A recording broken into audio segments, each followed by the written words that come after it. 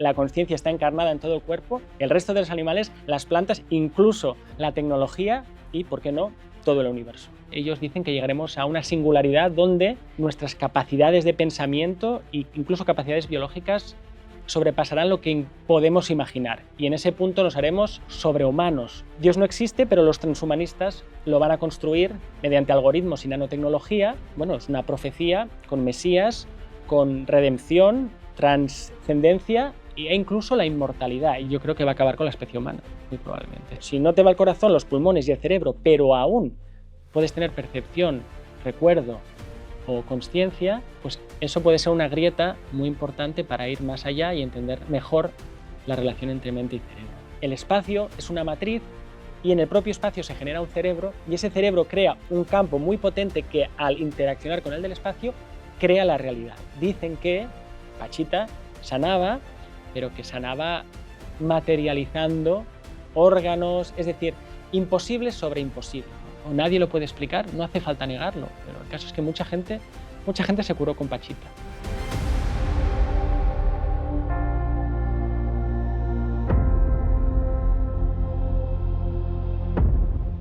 A mí me gusta hablar de la historia de la ciencia, resumiendo lo que ha pasado en estos 400 años desde que Galileo y otros pusieron las primeras piedras de lo que llamamos la ciencia,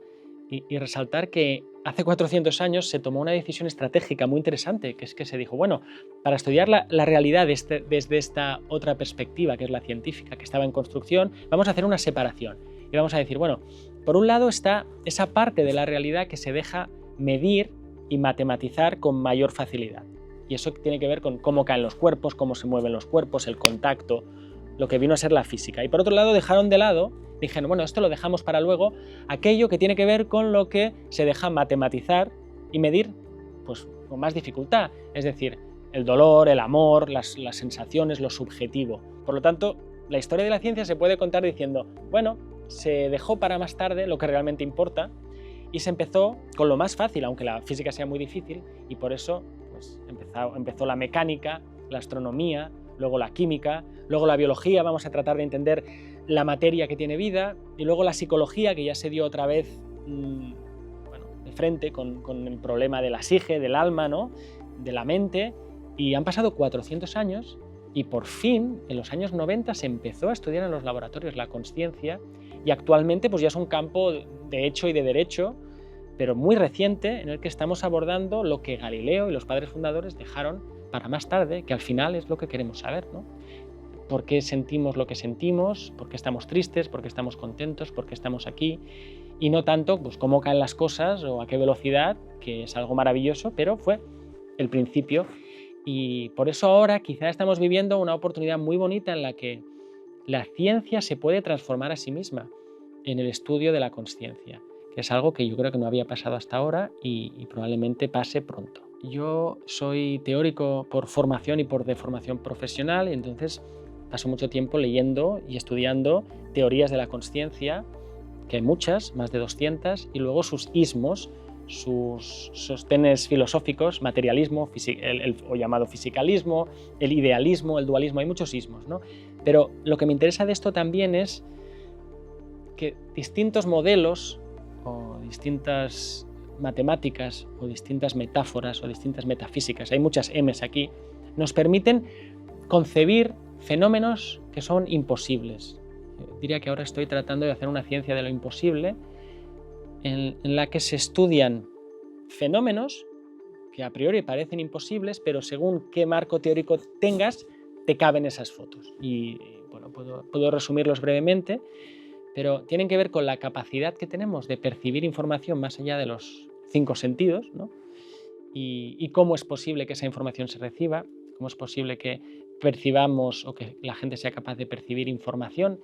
que no le llega a través de los sentidos, y qué teorías permiten, antes hablábamos quizá de física cuántica, pero no es necesariamente con la física cuántica, qué teorías permiten este tipo de información anómala, y luego también la supuesta capacidad que pueda tener la mente de actuar sobre la materia, no solo la materia sobre la mente, ¿no? Y esto nos lleva a otro campo de imposibles que también se pueden estudiar con dispositivos muy lindos que generan números aleatorios y que quizá sean sismógrafos de de cambios en la consciencia individual o global. Son trabajos que se han hecho durante muchos años y ahora pues, los estamos continuando. Y la tercera parte, ¿no? Una es la de percepción, otra es la de acción. La tercera parte es la gran pregunta de todas las religiones que ahora la ciencia también puede abordar, que es ¿qué pasa cuando morimos, ¿no? ¿Qué pasa antes de nacer y qué pasa durante el proceso de muerte y después? Y para ello pues estamos estudiando experiencias cercanas a la muerte y los procesos de lucidez terminal. Y bueno, es fascinante, es una ciencia de lo imposible y además es una ciencia que yo creo que a la gente realmente le importa, porque está muy bonito saber qué hay en otras galaxias, pero ¿qué pasa cuando nos morimos? ¿O qué pasa cuando nuestros seres queridos mueren? ¿O qué pasa cuando tenemos un sueño lúcido que coincide con lo que otra persona nos ha contado la mañana siguiente? ¿O un sueño precognitivo? ¿O una sincronicidad? ¿No? Será casualidad, pero cuando las casualidades se dan de esta forma tan espectacular, igual no sean casualidades, ni tampoco sean casualidades, ni causalidades. Entonces, bueno, estos márgenes, por eso yo les llamo los márgenes de la consciencia, es una constelación de fenómenos que están ahí, siempre están ahí, no son tan extraordinarios, les pasan a muchas personas y, bueno, se pueden abordar también científicamente y creo que va a ser bueno y vamos a aprender muchísimo, no sobre esos fenómenos, sino también sobre nosotros mismos y sobre eso que llamamos el método científico. Mi trayectoria es muy ecléctica. Yo soy físico teórico de formación y hice un doctorado en física también. Estaba muy feliz en el mundo de las ecuaciones, papel y boli y una pizarra y allí en el mundo de las ecuaciones. Pero luego, por casualidad, realmente pasé a la biofísica, a entender cómo la física se aplica en los sistemas vivos y también por casualidad acabé en un laboratorio de neurociencias y me topé con la humilde mosca de la fruta y la estudié durante 4 años y allí me di cuenta que gran parte de lo que yo había aprendido como físico pues no de mucho me servía para estudiar la vida, y no solo la vida, sino cómo estos pequeños organismos tomaban decisiones, percibían el mundo y se orientaban en él. Y eso me llevó a estudiar moscas, luego gusanos, que son 2 organismos que estudian mucho en los laboratorios, aprendizaje en ratones y finalmente, cuando regresé a España, después de unas estancias postdoctorales, a empezar mi propio laboratorio, decidí que la promesa de las neurociencias siempre era que íbamos a estudiar rodajas de cerebro de animales en el laboratorio para entender la mente humana, pero yo no estaba aproximándome mucho a entender la mente humana, por lo tanto decidí empezar a estudiar al ser humano y en condiciones más o menos realistas, en el mundo real, pero luego, si eso no fuera poco, pues tuve una serie de experiencias, bueno, traumáticas, místicas y transformadoras, y me interesé no solo por la cognición humana, sino por la consciencia y por los márgenes de la consciencia, y por todo aquello que está, bueno, más allá de lo que hasta ahora podemos entender, pero que es muy común y que a la gente le interesa muchísimo. Entonces, bueno, desde hace unos cuantos años me dedico a esta parte conceptual, pero también empírica y también divulgativa, porque es muy importante contar todo esto para que la gente sepa y pida que se haga más ciencia, todas estas experiencias que son las experiencias que nos hacen ser humanos, las que más nos importan, las que más nos cambian, y ver cómo una ciencia de todo esto es posible.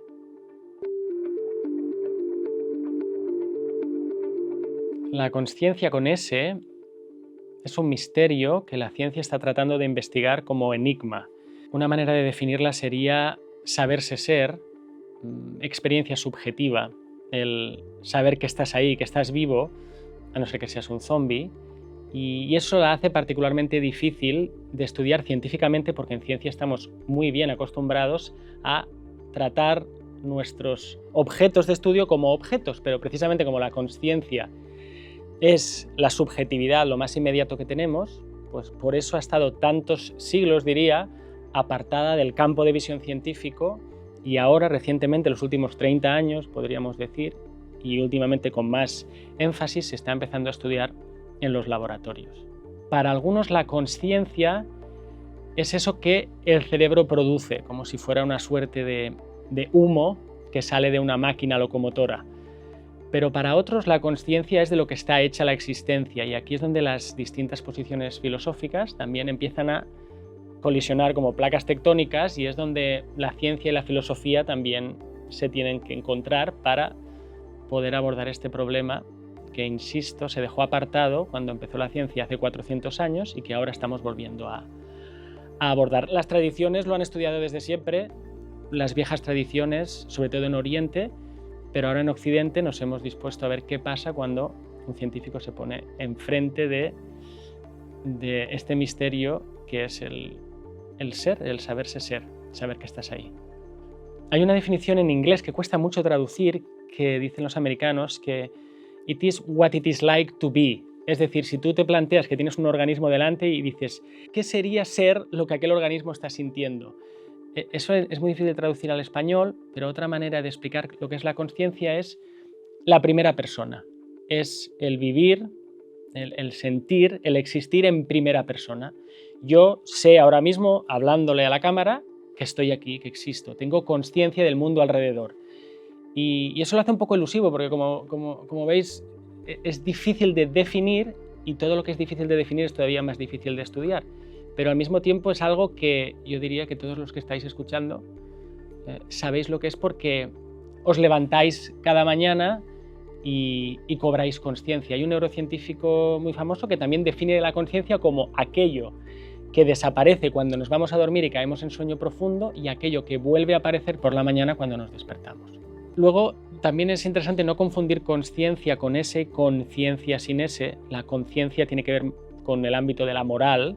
del bien y el mal, tomar una decisión a conciencia, mientras que consciencia no tiene que ver con este aspecto, y tiene que ver más con lo que hablábamos, la experiencia subjetiva. Y algo más que se podría decir sobre las definiciones, no solo de conciencia, sino en general, que es que las definiciones son móviles. Por ejemplo, la definición de muerte no está tan clara como proceso, y de hecho se va actualizando con lo que vamos aprendiendo en ciencia. La definición de vida también nos ha llevado mucho tiempo poder consensuar una serie de elementos que nos permitan definir un sistema que está vivo. E incluso en la física, la definición de espacio, tiempo, materia, pues aunque parezca que la podemos dar por obvia y hecha, también nos cuesta. Incluso en las matemáticas, definir qué es un número no es tan trivial. Por lo tanto, la conciencia es especialmente difícil como problema, pero en general definir un objeto de estudio científico no es nada fácil. De hecho, a medida que uno aprende qué hay detrás, vuelve y corrige la propia definición inicial. Aquí hay dos formas de responder a la pregunta. Una es aceptarla y decir, vamos a ver dónde está, y otra es decir, bueno, quizá no esté en ninguna parte. Para responder a la primera versión, al primer abordaje, bueno, hay distintas teorías neurocientíficas. De hecho, hay muchas teorías. Recientemente se publicó un artículo donde había 225 teorías de la consciencia, pero hay como 4 principales, y 2 de ellas, una se llama la teoría de la información integrada, y la otra se llama la teoría el Global Neuronal Works, la otra se llama el espacio global de trabajo. Bien, estas 2 teorías predicen o dicen que la conciencia en un caso está en la parte frontal del cerebro y en otro caso está detrás. Entonces ellas mismas están ahora tratando de refutar, casi como si fuera una partida, a ver quién tiene razón, para ver si la información, que en este caso daría lugar a esto que llamamos consciencia, se está procesando en una zona o en otra. Cuando sepamos la respuesta, igual podemos apuntar dónde está. Pero luego la otra manera de responder a la pregunta es decir que igual la consciencia no está en ninguna parte del cerebro, sino que es el cerebro la que de alguna forma la filtra y la manifiesta. Y aquí podemos hablar ya de algo que es muy importante para mí, que es la diferencia entre pensar el cerebro como un órgano permisivo o como un órgano productivo de la consciencia. Si uno piensa que el cerebro produce la consciencia, entonces va a ir a buscar qué circuitos neuronales son los responsables de llevar a cabo ese milagro que los científicos aún no entendemos. Si uno piensa por el otro lado, que este es el modelo que a mí más me interesa, que el cerebro es más bien un filtro, que en vez de emitirla, la recibe o la permite, entonces la pregunta de dónde está no está tan bien formulada, porque probablemente no es que esté allí. De la misma manera que cuando tú con tu teléfono estás viendo en tu pantalla unas imágenes o algo que está pasando retransmitido en directo, eso no está pasando en tu teléfono realmente, está pasando en otro lado. La respuesta corta es: no sabemos dónde está, y yo añadiría, no sabemos ni siquiera si la pregunta de dónde está es una buena pregunta.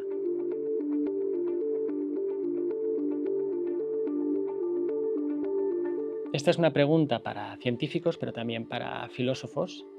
y hay que responderla a la vez. Por ejemplo, los materialistas, que es la tendencia dominante, yo diría hasta la ideología dominante en ciencia, la de partida, el software de partida, diría que primero en un origen estaba la materia y luego la materia se fue haciendo más compleja, dio lugar a la vida, no sabemos cómo, y luego la vida se fue haciendo más compleja y no sabemos cómo, y eso dio lugar a la mente y a la conciencia.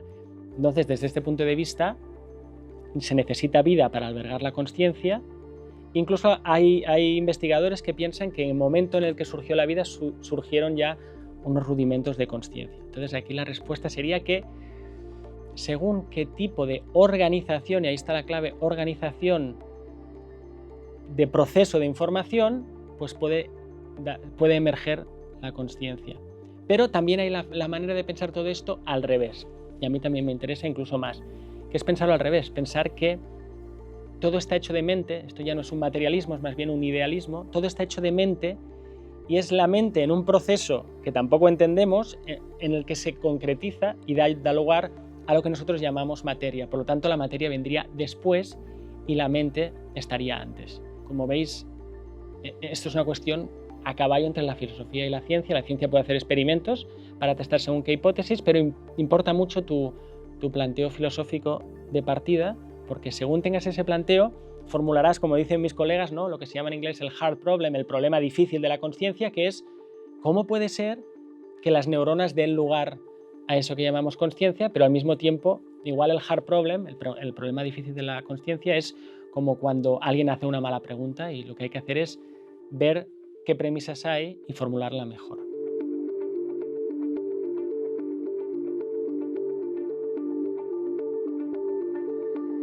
No hay duda de que yo soy consciente, no sé vosotros. Yo pocas dudas tengo de que otros animales sean conscientes. Hay investigadores que estudian las plantas y están convencidos de que tienen cognición, quizá consciencia, por lo tanto vemos que la conciencia está en el mundo animal, más allá de los humanos, quizá en las plantas, y ahora la cuestión también es si inteligencias artificiales, algoritmos, etcétera, la puedan tener. Yo creo que es muy improbable, pero no lo descartaría, porque una propiedad que tiene la conciencia igual no tiene tanto que ver con la función que hace el algoritmo, que nos muestra si parece que tiene conciencia, sino cómo está diseñada su estructura. Y no es descartable que según cómo se ensamblen estos algoritmos, en algún futuro quizá lejano puedan tener algo de conciencia. Incluso yo iría más allá y sería un poco animista y pensaría que igual el planeta Tierra en sí tiene conciencia y quizá hasta el Sol y las galaxias y el universo entero esté vivo, que es lo que pensaban los animistas, y entonces todo tendría conciencia. Es decir, que hay muchas opciones. Los que dicen que no, que solo está en el ser humano y dentro de la cabeza, pasando a los que dicen que la conciencia está encarnada en todo el cuerpo, el resto de los animales, las plantas, incluso la tecnología y, ¿por qué no?, todo el universo. El abanico es muy amplio.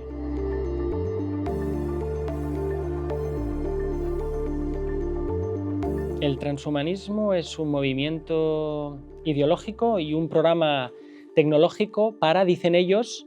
aumentar, mejorar las capacidades cognitivas y biológicas de la especie humana, hasta tal punto que ellos dicen que llegaremos a una singularidad donde nuestras capacidades de pensamiento e incluso capacidades biológicas sobrepasarán lo que podemos imaginar, y en ese punto nos haremos sobrehumanos o posthumanos. Eso es el transhumanismo. Es una promesa, y al mismo tiempo es un gran negocio, y al mismo tiempo yo creo que es una filosofía muy peligrosa porque no reconoce en absoluto los límites que tenemos. Para los transhumanistas la naturaleza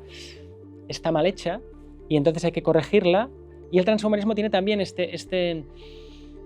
tono de una pseudo religión basándose en una retórica del progreso tecnológico y científico, y por lo tanto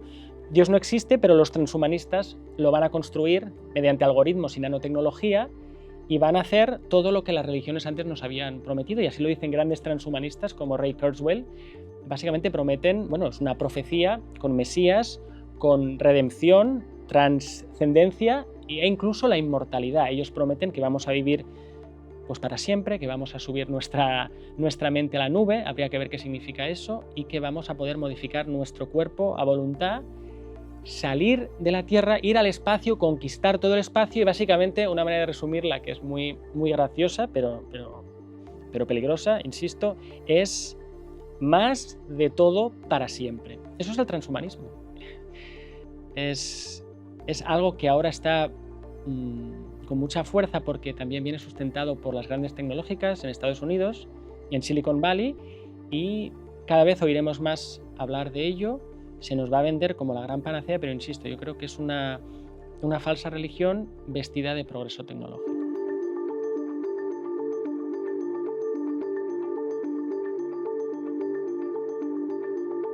Yo creo que la promesa del transhumanismo es falsa y peligrosa. Yo no creo que podamos copiar, porque eso es lo que ellos pretenden, copiar nuestra mente y pegarla en la nube y editarnos como si fuéramos un programa. Yo no creo que seamos un programa informático, por lo tanto no creo que su promesa sea realizable, y al mismo tiempo, y por eso creo que es tan peligroso, al tratar de hacer eso con la especie humana, yo creo que en vez de hacerla trascender a otro nivel, lo que va a hacer es extinguirla. Parece, en mi opinión, un programa de suicidio de la civilización. Ellos creen que lo pueden conseguir. No tengo dudas de que ellos crean eso, pero creo que es expresar un impulso que tenemos, quizá de trascendencia, de lo sagrado, de saber o sentir que hay algo en nosotros que puede ir a más, que es divino, pero la manera de realizarlo yo creo que va a acabar con la especie humana, muy probablemente. Si es que consiguen poner en marcha lo que ya está en marcha con las promesas de la nanotecnología y la inteligencia artificial. Al mismo tiempo, eso genera herramientas que son maravillosas, no hay duda, ya lo estamos viendo, pero lo que hay debajo para mí es lo más interesante, el programa que hay, que viene de un secularismo tecnológico que comete el gran error, que es la arrogancia de creer que le podemos robar el fuego a los dioses e incluso convertirnos en ellos.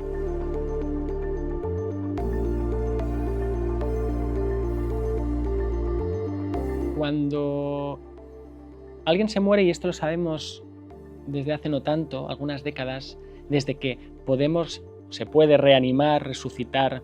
a pacientes que han tenido una parada cardiorrespiratoria en el hospital. Esta es una tecnología médica que permite ahora literalmente resucitar. Cuando se ha dado la muerte clínica, cuando el corazón ha dejado de latir y los pulmones ya no están trayendo aire, el paciente está muerto y el cerebro tarda unos segundos y algunos minutos en dejar de tener actividad. Luego, si uno puede rápidamente medir qué está sucediendo en el cerebro, pues puede ver que incluso en situaciones donde el electroencefalograma está plano, es decir, la actividad, por lo menos la que se puede detectar a nivel más superficial, ha cesado. Eso no quita que puedan haber algunas neuronas que aún estén en marcha, pero en esos casos lo interesante es que algunos pacientes que vuelven pueden describir percepciones y recuerdos que tuvieron cuando estaban precisamente en la mesa de operaciones. Por lo tanto, la pregunta de qué le pasa al cerebro,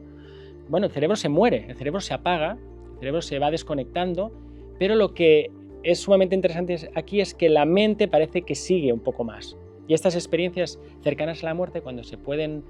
a la vez medir en la mesa de operaciones mediante esta tecnología neurocientífica, nos permite confrontar qué cuenta la primera persona, las historias que cuentan los pacientes a los médicos cuando empezaron a dejarles hablar, porque los médicos tampoco tenían mucho el oído muy afinado para escuchar estas experiencias anómalas, extraordinarias, donde alguien les describía desde el cielo, desde el tejado o desde el techo qué estaba pasando en la mesa de operaciones. Bueno, ahora hay equipos que tratan de combinar esto, medir y asegurarse que el cerebro está efectivamente plano, que no hay actividad cerebral, y entonces, claro, si no te va el corazón, los pulmones y el cerebro, pero aún puedes tener percepción, recuerdo o consciencia, pues eso puede ser una grieta muy importante para ir más allá y entender mejor la relación entre mente y cerebro. Luego hay otro fenómeno que se puede comentar aquí, que no es tan radical, no es cuando uno está debatiéndose entre la vida y la muerte, es un fenómeno que se llama lucidez terminal, y muchas personas lo habrán vivido, igual no sabían que se llama así. También se le llama coloquialmente mejoría de la muerte, y es este caso en el que hay alguien, normalmente de edad avanzada, con una enfermedad neurodegenerativa, pongamos por caso el abuelo, que ya no se acuerda de muchas cosas, que ya no mantiene la conversación, diríamos que se le ha ido yendo la cabeza, pero pocas horas o un día o dos antes de que se muera, de repente recobra una vitalidad, una lucidez, y por eso se llama lucidez terminal, esa lucidez hacia el final, donde de repente conversa, está atento, está ágil mentalmente, y ese es otro fenómeno que se estudia en los procesos de morir, que nos puede dar pistas muy interesantes, ¿no? Porque si el cerebro lo pensamos como un ordenador y en ese caso está muy deteriorado, pues aquí tenemos otra anomalía. ¿Cómo es posible, ¿no?, que cuando ese cerebro hacia el final parece que tendría que acabar de decaer, tenga este pico de lucidez? Y esto pues quizá no cuadra tanto con la hipótesis de que el cerebro produce la conciencia, sino vendría a ser más como que el filtro deja pasar esta luz, que llamaríamos mente, y nos da incluso una oportunidad para despedirnos de nuestros seres queridos. Y esto se estudia en unidades de paliativos, y yo también participo en proyectos donde lo estamos estudiando en niños y en adultos, y es espectacular escuchar también las historias de personas que han presenciado estos fenómenos de lucidez terminal.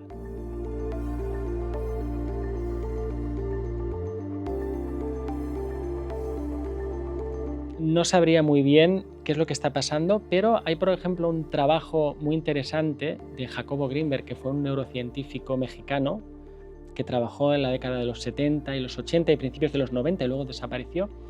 en el que traía al laboratorio a meditadores, a gente que tenía estados de conciencia muy avanzados, incluso a chamanes,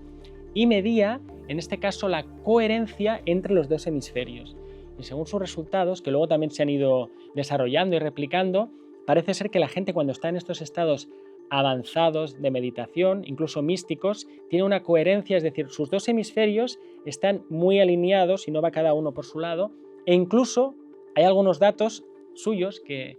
muestran que personas que tienen estos estados de alta coherencia entre hemisferios pueden hacer que gente que esté a su alrededor también eleve la coherencia interhemisferial. Jacobo Grinberg fue un verdadero genio. Él desarrolló una teoría que se llama teoría sintérgica, que es un poco compleja de explicar, pero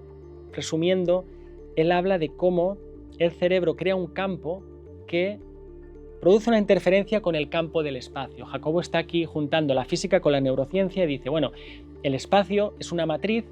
y en el propio espacio se genera un cerebro, y ese cerebro crea un campo muy potente que, al interaccionar con el del espacio, crea la realidad. Su teoría es sobre la creación de la realidad y de la experiencia. Y dentro de su teoría, él también hizo una serie de experimentos para tratar de comprobarla o verificarla, y uno de ellos, que es maravilloso, fascinante, increíble, lo hizo a principios de los años 90, es el ver si dos personas que habían estado en interacción, al separarlas de manera que ya no se pudieran comunicar, no solo verbalmente, sino por cuestiones electromagnéticas, es decir, personas muy separadas, si cuando a una se le estimulaba visualmente y por lo tanto había una respuesta en su cerebro, si esa misma respuesta, que normalmente se llama el potencial evocado, se evoca un potencial en el cerebro de un sujeto y luego se ve si en la otra persona ese potencial ha sido transferido, su famoso experimento del potencial transferido. Y lo bonito de esto es que él se estaba inspirando, por lo menos, en los experimentos que se estaban haciendo entonces sobre física cuántica, que dieron el Nobel precisamente hace poco al fenómeno del entrelazamiento, donde se cogen de la misma manera dos partículas físicas que están en interacción, se separan, tanto que ya no se puede mandar mensajes, y se manipula una partícula y tú puedes medir que en la otra ha habido una correlación instantáneamente. Es algo que la física no se explica del todo, cómo puede ser que una sepa de la otra sin mediación, en este caso, de un mensaje, ¿no? Pues él hizo lo mismo, pero con dos cerebros. No fue el primero, y un artículo en los años 60 también en la revista Science, cuando aún dejaban publicar este tipo de estudios, donde se hizo un experimento muy similar con gemelos, a los que se separó, se estimuló uno y se veía las correlaciones en el otro. Y Jacobo entonces explica que esto pueden ser las bases neurofisiológicas de la telepatía que es la comunicación a distancia mente-mente, ¿no?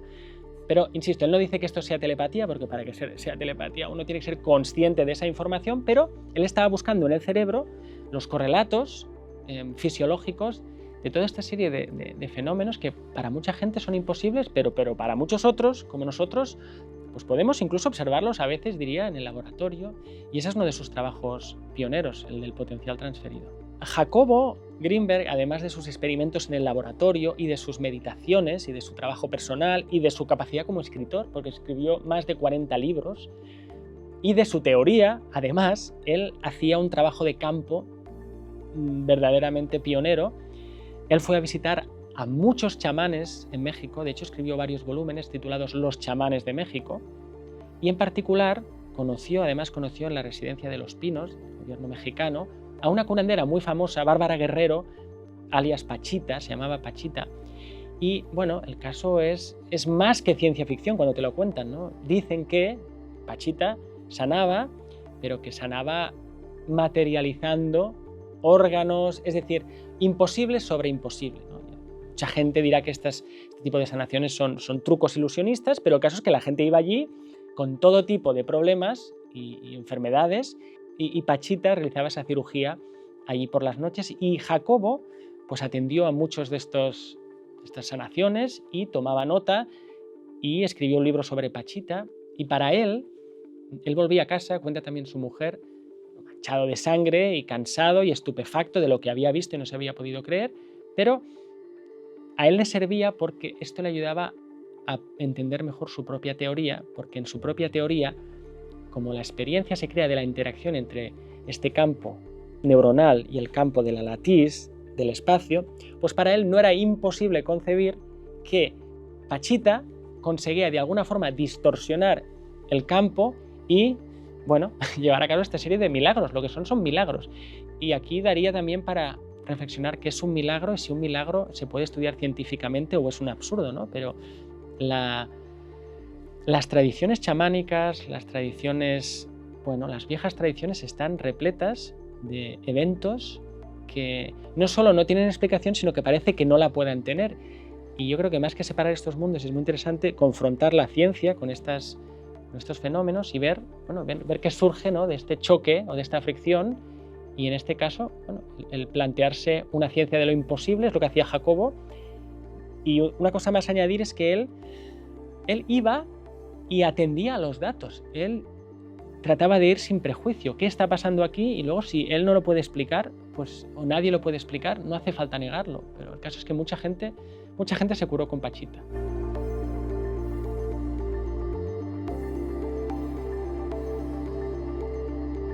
Bueno, yo bromeo y digo que por fin la neurociencia ha descubierto que para respirar hay que coger aire y luego soltarlo, ¿no? Es decir, hay muchas verdades que ya se sabían, pero que ahora la neurociencia está revisitando, y es bueno que lo haga, y está verificándolas o validándolas científicamente. O sea, ya se sabían experiencialmente o históricamente. Hay muchos mentes y ahora viene la neurociencia y las valida neurocientíficamente. Y esto es fantástico porque además se aprenden cosas nuevas, pero de alguna forma ya lo sabíamos. ¿Por qué es importante? Aparte de que se aprenden cosas nuevas, por suerte o por desgracia, la gente hoy en día necesita que venga el experto y le valide lo que ellos ya sabían, ¿no? Entonces se recurre a la ciencia, está bien, para decir, oye, esto que a mí me pasa, tiene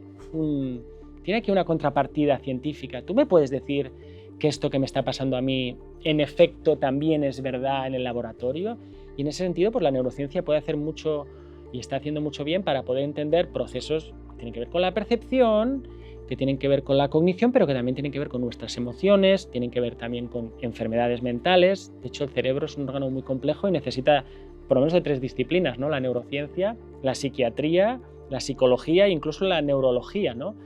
Así que todo lo que se pueda aprender, bienvenido está. Mi único apunte sería que confiemos también mucho en nuestra propia experiencia como personas y no vayamos siempre a ver si lo que nos dicen los demás valida lo que yo he sentido, porque lo que yo he sentido, yo lo he sentido. Otra cosa es la explicación que le podamos o le queramos dar desde la neurociencia o desde la biología evolutiva o desde la psicología o incluso desde las religiones.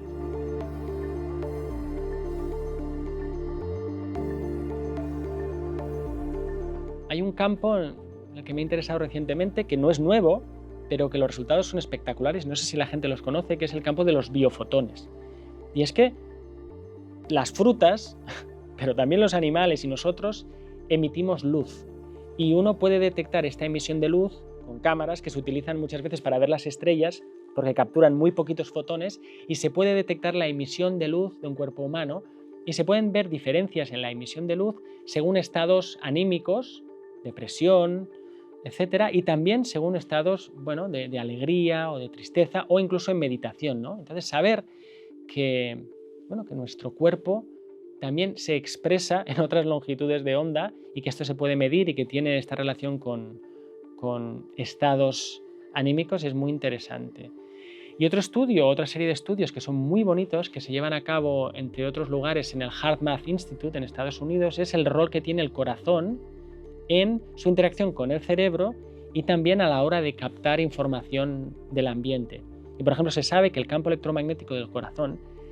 es muy amplio, llega mucho más allá de lo que llega el cerebral, por ejemplo, y que cuando las personas están juntas en una sala, pues ese electromagnetismo físico del corazón hace que puedan alinearse sus corazones y entrar en coherencia cardíaca, y eso además se sabe que produce un bienestar en la vida de estas personas. Y además también se ha descubierto recientemente, aunque hay estudios que también lo apuntaban antes, que en algunos procesos de cognición el corazón sabe lo que va a pasar antes que lo sepa el cerebro. Es decir, que le envía la información al cerebro en vez de que sea al revés. Y esto pues está muy bonito porque descentra este rol absolutamente prioritario o primordial que tiene el cerebro, que lo tiene, y dice, ojo, que hay otros órganos del cuerpo, como el corazón, que ya lo decían las viejas tradiciones, y otros órganos que todos tienen un papel muy importante en percibir el mundo y en comunicarnos con los demás. Por lo tanto, bueno, mucha atención a lo que se descubre en el corazón, en lo que se descubre en los intestinos y en cómo ellos hablan con el cerebro y el cerebro de vuelta.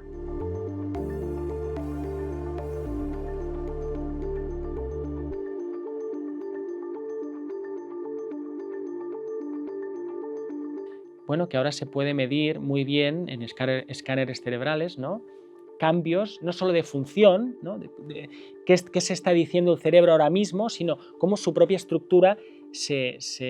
va moldeando según qué tipo de experiencias, y se puede entender mejor por qué algunas experiencias son más irreversibles, en el caso de adicciones, por ejemplo, o incluso impactos emocionales muy fuertes, y que otras experiencias pues sí que se pueden recuperar y se pueden ir corrigiendo con el tiempo.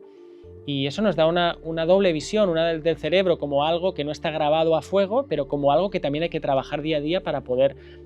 cambiar, de la misma manera que tenemos que trabajar un músculo o una habilidad si queremos mejorarla, ¿no? Ya lo decía Cajal también, ¿no? Que podemos esculpir nuestro propio cerebro, y eso pues lo vemos en los escáneres cerebrales también.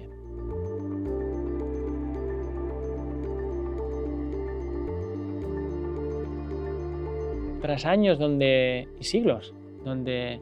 ciencia y religión parecía que eran como aceite y agua, que no se podían mezclar, y ha habido sus guerras, incluso falsos debates,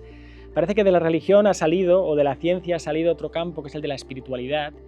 y ahora la ciencia y la espiritualidad están danzando juntas porque, tras haber descubierto muchos procesos de conducta y cognitivos y de la consciencia, pues por fin nos estamos permitiendo investigar qué está pasando en estados alterados de consciencia o en estados anómalos, en estados meditativos, y, por ejemplo, con el campo de la neurofenomenología, que, por cierto, Jacobo Greenberg fue pionero, pero luego también desde el Instituto Mind and Life, pues se invitó a estos verdaderos campeones de la mente humana, a monjes budistas, por ejemplo, se les invitaba a los laboratorios y allí se veía cuál es la correlación que tienen sus capacidades, que son de muchos tipos, porque hay capacidades de meditación, de concentración, pero incluso procesos que tienen que ver con el morir, como un estado que se llama Tukdam, en el que el monje está físicamente muerto, pero su carne no se corrompe, ¿no? Entonces, esta interacción casi podríamos llamar entre lo mejor de Oriente y lo mejor de Occidente, está permitiendo que ahora nos podamos volver a acercar a lo sagrado sin tener el peso para muchos de lo religioso, pero sin tener que ser cientifistas diciendo que no, eso no lo vamos a estudiar porque eso no existe o no nos compete. Ahora está habiendo por fin un regreso a una ciencia de la espiritualidad, y es buena noticia.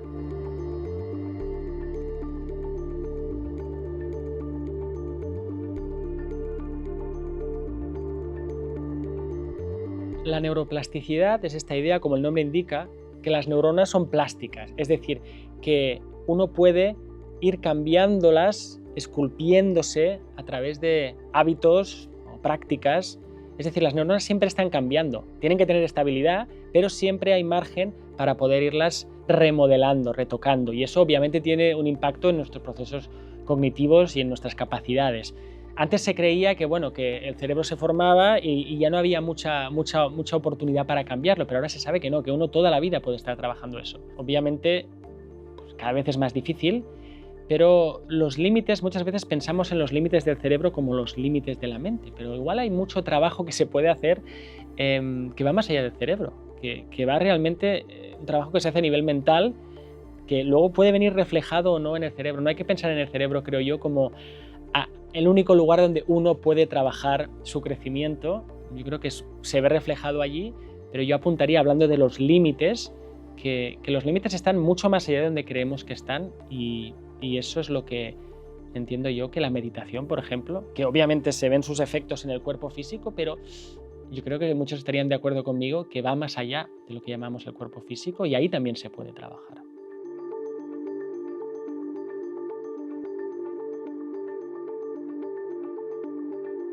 La neurociencia sabe un montón sobre el proceso de toma de decisiones inconscientes, y la psicología también. Y es sorprendente porque nosotros nos pensamos que estamos todo el rato a cargo de casi todo lo que hacemos, pero de hecho es al contrario. La mayoría de nuestros procesos son automáticos, atendemos a muy poquito de lo que está pasando ahora mismo, no solo a nivel de percepción, sino a nivel de lo que recordamos conscientemente. Es decir, así como, fijaros, y ahora voy a saltar a la física y a la biología, así como hay una cantidad enorme, creo que es el 96% de materia y energía oscura, no sabemos lo que es, no sabemos ni si es materia, y hay una cantidad muy grande, podríamos llamar, de vida oculta o vida oscura. Hablábamos quizá del reino de los hongos, por ejemplo. Bueno, pues hay una cantidad de mente oscura, quizás la mayoría, que está ahí, ¿no? Se hace la metáfora del iceberg, que está ahí y no sabemos que está ahí. Hay procesos, por ejemplo, donde a veces, y experimentos donde a veces estás estudiando la respuesta que tiene un sujeto ante una situación, un estímulo, una emoción, y lo mides a través de la conductancia en su piel, y el sujeto no se da cuenta, pero tú puedes leerle en el cuerpo, en su fisiología, que está percibiendo eso. Y hay experimentos también muy controvertidos y fascinantes donde se puede mostrar que incluso a la hora de tomar una decisión, el cerebro o el sistema nervioso inicia la decisión incluso antes que el sujeto sea consciente de que él ha querido hacer aquello, ¿no? Eso nos pone en jaque la idea del libre albedrío. Yo creo que tenemos libertad, pero nos dice que hay mucho que está pasando debajo de la alfombra, y que esta comunicación entre lo consciente y lo inconsciente, que es obviamente muy importante también en lo terapéutico, se está dando todo el rato, y bueno, precisamente no somos conscientes de ello, y podemos tener muchas sorpresas a la hora de saber cómo sabemos aquello que sabemos, pero no sabemos realmente que lo sabemos. A veces tiene uno una corazonada, o incluso sin ser consciente de ello toma una decisión, y es porque su cuerpo de alguna forma ya se lo está diciendo y ni nos hemos enterado, pero ya hemos reaccionado así.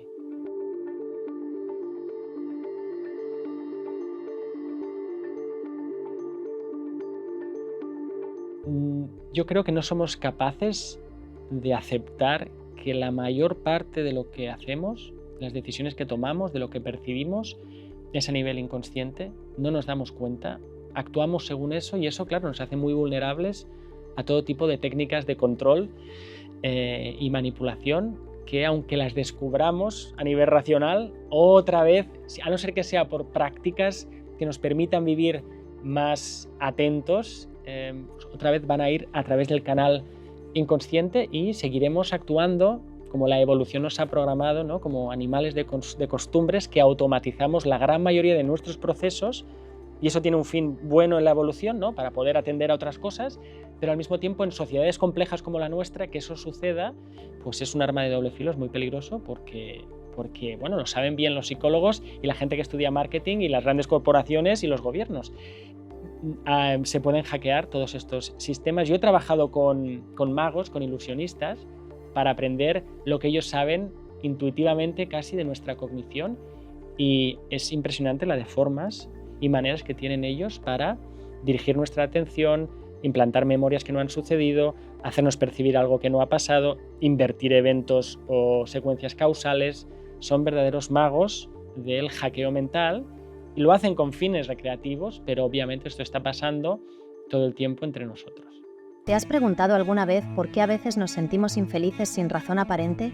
La respuesta se encuentra en tu propio cerebro. El funcionamiento de un cerebro divagante puede ser la causa de nuestra infelicidad. Desde Televisión Consciente y junto con Nazaret Castellanos, hemos creado un curso sobre neurociencia del bienestar, donde puedes encontrar las evidencias científicas detrás de una mente infeliz y herramientas para alcanzar una vida más plena. Aprende a manejar esas divagaciones mentales y a reprogramar tu cerebro hacia la felicidad a través de la neurociencia y la atención plena. Únete ahora a Televisión Consciente y disfruta de 7 días gratis.